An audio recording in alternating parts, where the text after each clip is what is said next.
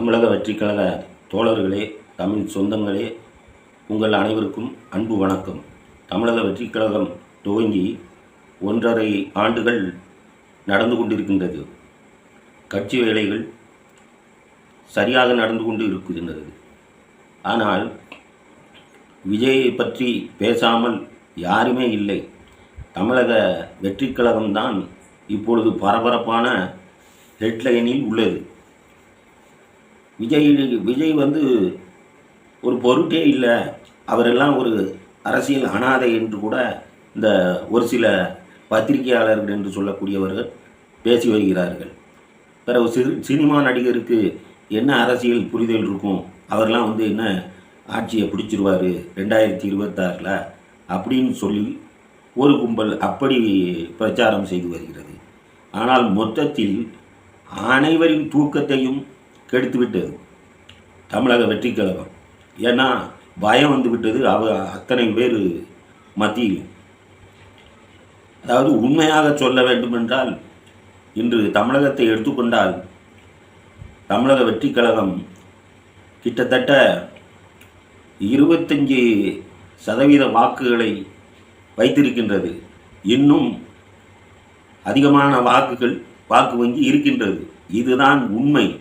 இதை தெரிந்து கொண்டு தெரியாதது போல் பல விமர்சனங்களை வைத்து வருகிறார்கள்.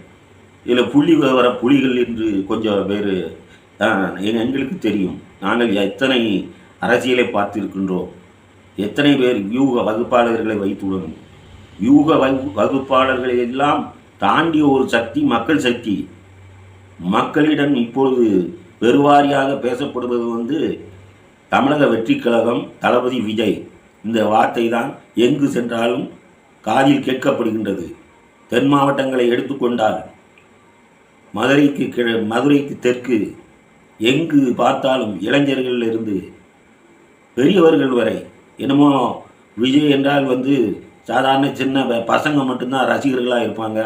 ரசிகர்கள் எல்லாம் கூட்டமாக வருவாங்க. அந்த கூட்டம் வந்தால் அந்த கூட்டம்லாம் ஓட்டாக மாறிடுமா, இதெல்லாம் ஒரு பெரிய விஷயமா அப்படின்லாம் சொல்லி மீசையில் மண் ஊட்டினாலும் தெரியாதது போல பேசிக்கொண்டு இருக்கிறார்கள் சில நபர்கள்.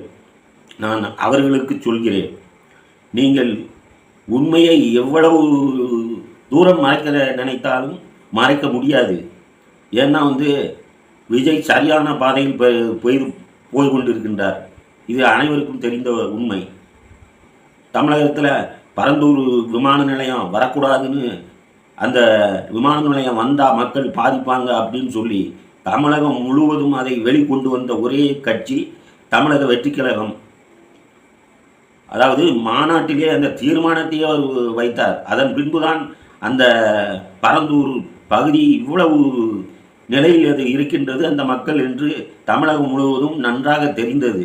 அந்த நிலைக்கு போய்கொண்டிருக்கின்றது. இப்பொழுது என்னென்னா இந்த ரவீந்திரன் துரைசாமி, இந்த மாதிரி சேகுமாரார், இவங்கெல்லாம் என்னமோ ஒரு சாதாரணமாக அந்த சினிமாவுக்குள்ளே இழுத்து கொண்டு போகிறாங்க. அவர் சினிமாக்குள்ளே இப்போ அவர் இல்லை, சினிமாக்குள்ளே நம்பர் 1 இருக்கார். அதனால் இப்போ அவர் சினிமாக்குள்ளே இருந்து அவர் வெளியே வந்துட்டார். நீங்கள் அரசியலை மட்டும் பேசுங்க. அரசியல் எப்படி இருக்கின்றது, யார் ஓட்டு போடுறதுக்கு இப்போ அவருக்கு தயாராக இல்லை என்று நீங்கள் நினைக்கிறீர்கள்? உங்கள் நினைப்பதெல்லாமே தவிடுபடி ஆகும் 2026.